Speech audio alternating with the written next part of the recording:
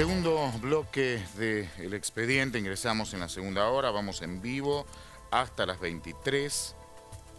El miércoles comienza el juicio de uno de los casos que más conmovió al país, que generó una secuencia de opiniones, de gente que defendía una postura, otros defendían otra.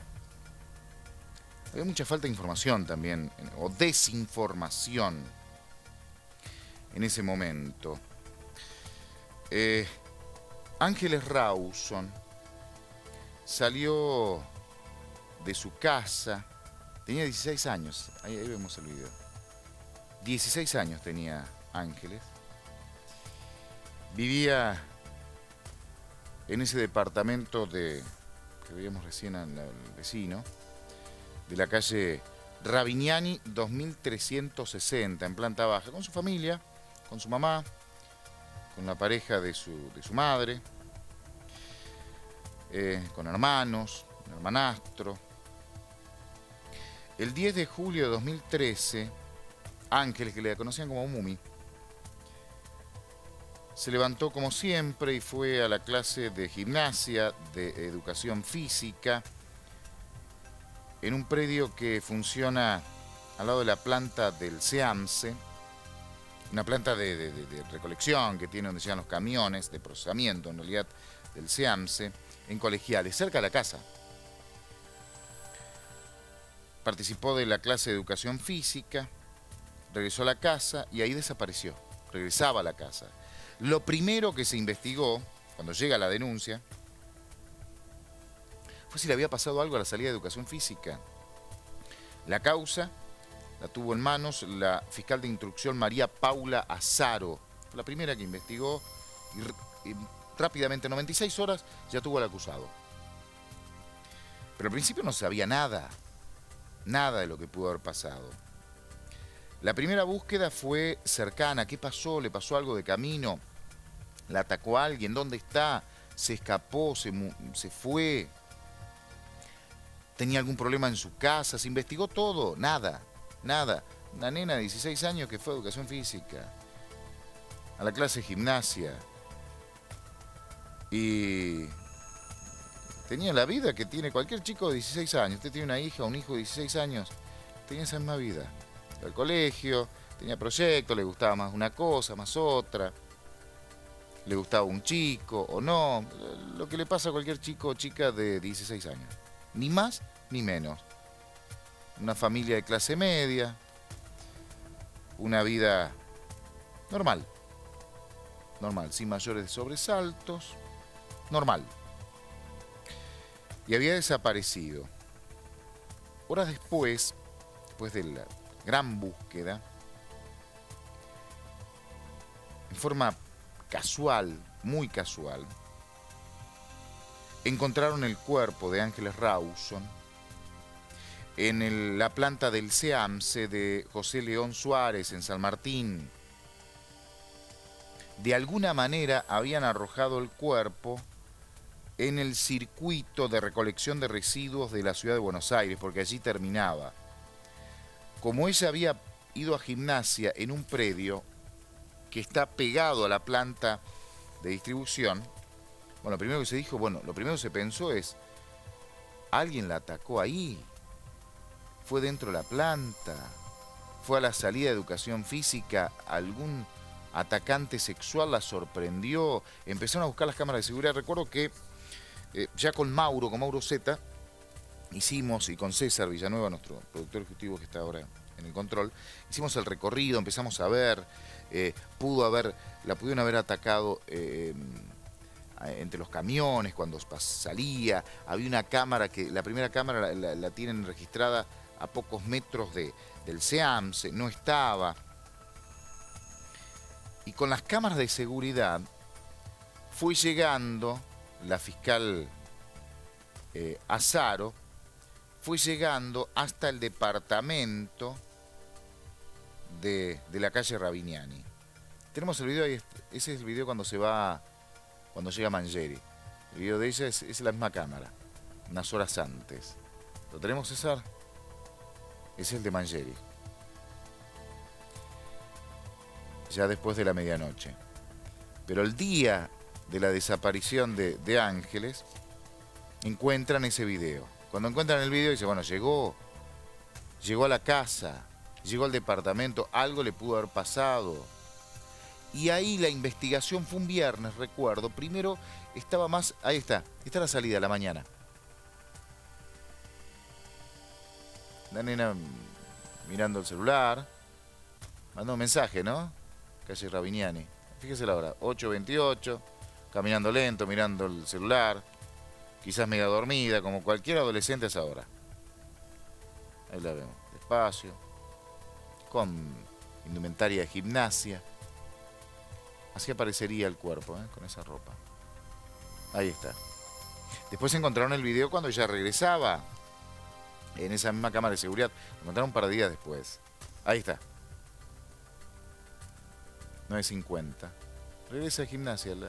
La hora de gimnasia y regresa. ¿Le pasaba algo? No. Ahí no. Fíjese que se pone la mano en el bolsillo, en el bolso. Bolsito que llevaba. Mire. Ese bolso apareció después, o parte de lo que estaba en el bolso. ¿Ves que se lleva la mano? Esto permite hacer una interpretación. Estaba buscando la llave porque iba a entrar. La entrada está unos metros más adelante, a la altura del segundo árbol, un poquito más adelante. Ve que hay una camioneta, algo blanco, ahí está la entrada del edificio. Porque es donde está la cámara, hay un edificio y después viene el edificio donde estaba el departamento en el que vivía Ángeles Rawson. Esto es el 10 de julio, ¿no? 10 de junio, perdón. Y ahí es muy importante lo que no se ve, lo que no pasa, más que lo que pasa. Mire el hombre que está enviando mensajes abajo del primer árbol. Ahí está, la nena busca la llave, no le pasa nada. Va a buscar la llave porque va a abrir la puerta.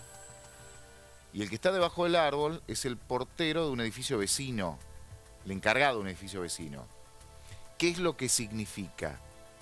Que en la calle no le pasó nada. Porque ese hombre lo llamaron, declaró, está en la causa, tenemos la declaración de ese hombre. Va a declarar en el juicio, no le pasó nada. No nota nada raro. O sea, no hay ningún hecho de violencia en la calle. A ver, el abogado defensor, los defensores podrán decir, ¿y si siguió caminando? Y sí, pudo haber seguido caminando. No hay nada que registre que haya llegado a Santa Fe. Eso está cerca de Santa Fe. Pero no hay nada que indique que lo más probable haya sido que, tal como vemos, está buscando la llave para entrar a su departamento y el portero, el encargado del edificio vecino, no notó nada raro. ¿Qué significa? Que muy probablemente entró al edificio. Si va a las posibilidades, ingresó al edificio vecino.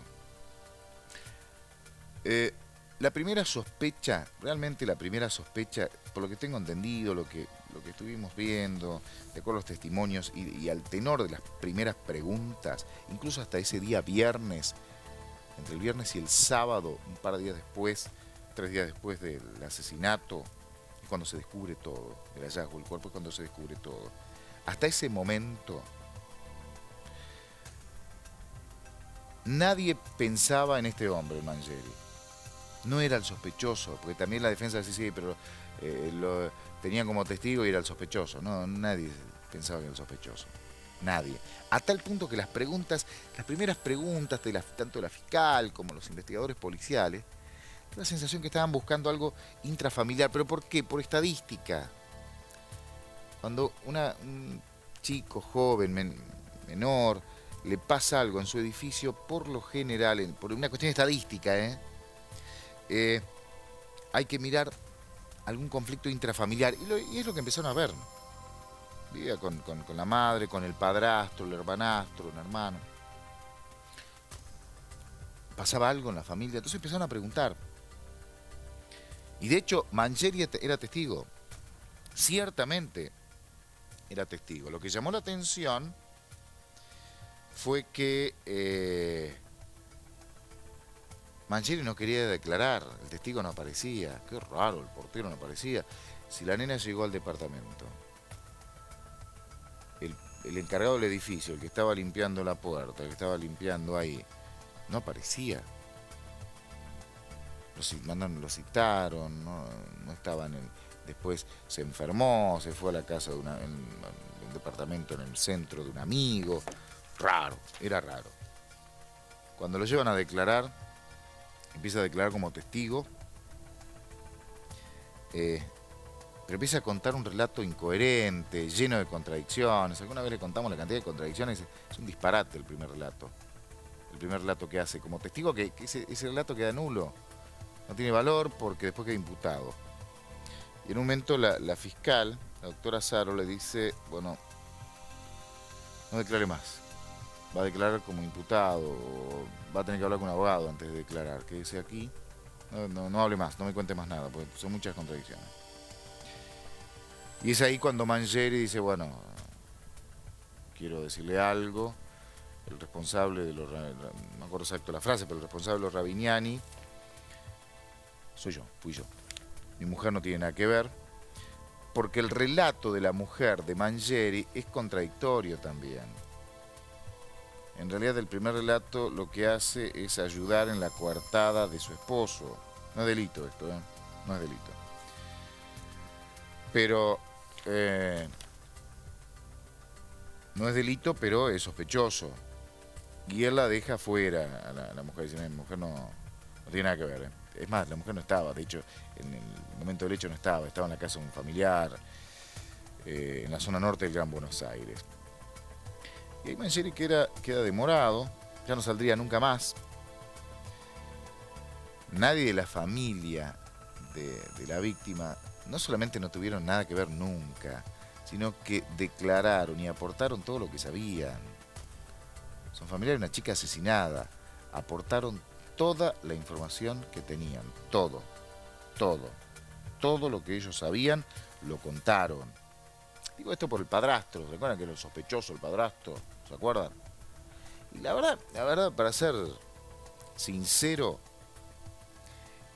no es un tipo que tenga un buen relato. La verdad que hablando parece sospechoso. Hablando del señor Opatovsky. La forma de hablar lo pone en una postura de sospechoso, pero nada que ver. No tuvo nada que ver Opatovsky. Pero nada que ver. Es más, a esa hora estaba en un banco haciendo trámites. Quedó registrado en un banco lejos. Él le había contado que él había ido a hacer unos trámites para la madre en un banco. Y estaba ahí.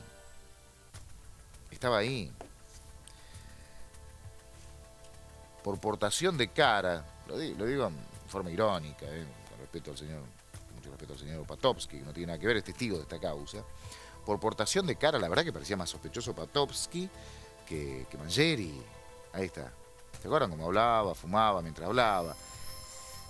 A ver, el señor no estudió comunicación en televisión, evidentemente, pero nunca tuvo la más mínima vinculación con el más mínimo daño a la nena, y mucho menos los familiares directos, nada que ver. Lo que pasa es que generó sospechas al principio y tuvieron que investigar, y se investigó y no tuvo nada que ver. Lo investigaron y no tuvo nada que ver, pero nada que ver.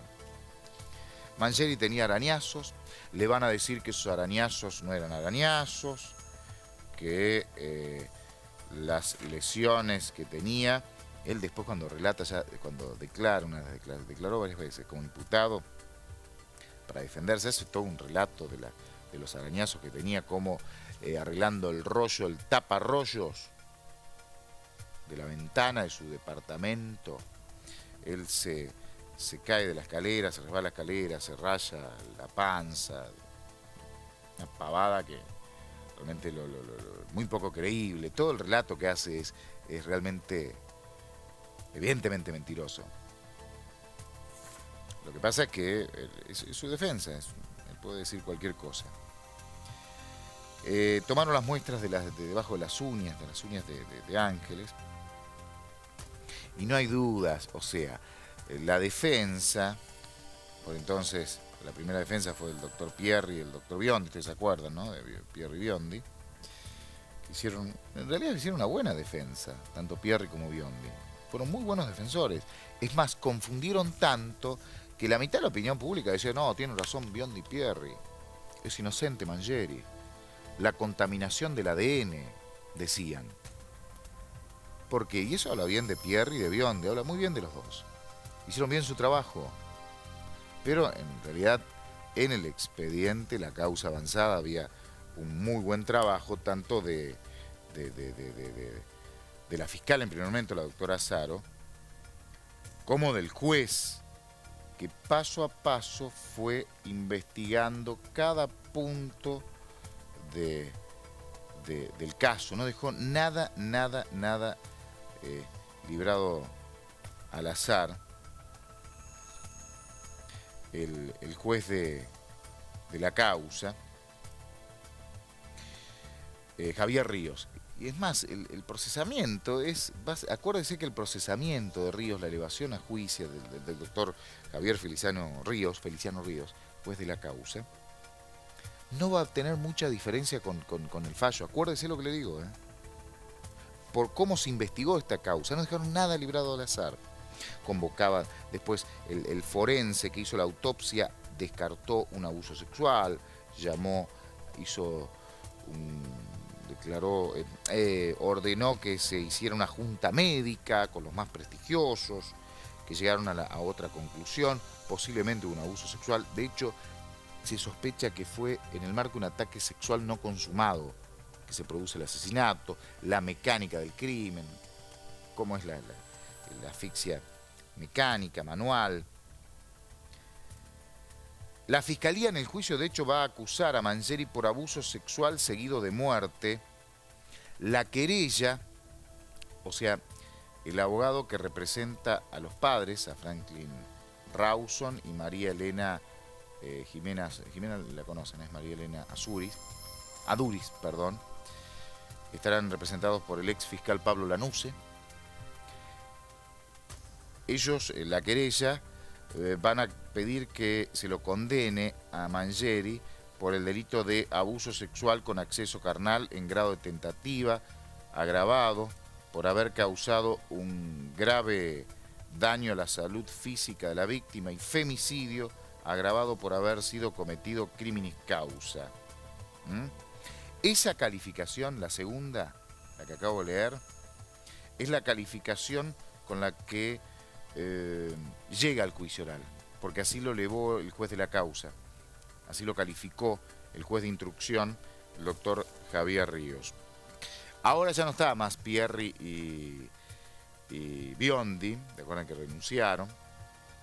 La defensa va a ser ejercida por el doctor Adrián Tenca, un muy buen penalista, que vamos a ver cómo ataca en el juicio, cómo hace su estrategia de defensa. Obviamente va a ir por las nulidades, va a ir seguramente por tratar de atacar las pruebas que son muy difíciles de atacar, como por ejemplo el ADN, pero no es solamente por un ADN. ¿Se acuerdan que decían, sí, pero está preso por un ADN, el ADN pudo haber habido contaminación? Ni había contaminación, ni solamente fue el ADN lo que lo mantiene preso a Mangieri. ¿Cómo encontraron el cuerpo y dónde encontraron el cuerpo de Ángeles Rawson? Ahí tenemos un informe en el predio El Seamse de José León Suárez. Tenía unas zapatillas negras cuando fue atacada. Así estaba el cuerpo. Una bolsa verde de supermercado cubría la cara y parte de la cabeza. Esto no es una foto del cuerpo, claro, es una recreación, que hacemos con mucho respeto por la familia, ¿no? Tenía una soga alrededor del cuello. Con la soga no la mató, El torso desnudo aparece al descubierto, rodeado de basura. Así estaba el cuerpo. Creen que la piola la utilizó para atar el cuerpo. También tenía atado una piola en los pies, la había maniatado.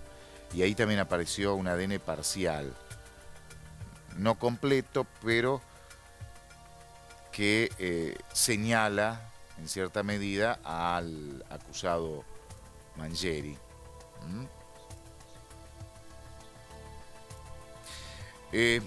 Tenemos una pausa muy breve, 1 minuto nada más. Y al revisarse vamos a hablar del juicio. Va a haber 200 testigos, entre ellos van a declarar los padres y los hermanos. Y los testigos clave, recuerden, la mucama, ¿se acuerdan la mucama, doña Dominga? Que estaba en la casa, que prácticamente le acusaba a la defensa, es testigo. Una señora que dijo lo que vio y lo que escuchó y lo que no escuchó. La administradora, es muy importante, la declaración de la administradora. Cecilio Saetone, el primo policía de la mujer de Diana Saetone. Este policía, acuérdense, en el juicio va a ser clave, porque en la declaración, Cecilio, el policía, cuenta que lo fue a ver en esos días el marido de la prima, y le dice: ustedes, si yo no fui, ¿no? No tuve nada que ver con la desaparición de Ana, pero si hubiese sido vos, ¿qué haces? ¿Vos qué harías? Y yo te meto preso, ese que le contó Cecilio en la causa que le decía. Ah, yo me voy a ir, me quiero ir al Chaco, no quiero venir porque me van a buscar. Según dijo Cecilio, o manifestó, fue un comportamiento bastante sospechoso de Mangieri cuando nadie lo buscaba ni nadie sospechaba de Mangieri. Y Cecilio tiene una particularidad, es policía. Si llega a mentir en el juicio, Cecilio Saetone, la declaración, lo manda al frente a Mangieri, pero no en la forma contundente que quizás hubiese esperado. Si Saetone, el policía, miente, no solamente va a quedar imputado, sino que lo pueden echar de su trabajo. Y Saetone lo que no tiene nada que ver con el crimen, no tiene nada que ver. Muchas veces se dice, es una frase que se utiliza y que se ve en los juicios orales, se ve la aplicación de este dicho que voy a decir ahora en los juicios orales. Te acompaño hasta la puerta del cementerio, pero no ingreso con vos. Por eso vamos a ver qué dice el policía Saetone en el juicio oral. Es una declaración muy importante. Pausa, ya volvemos.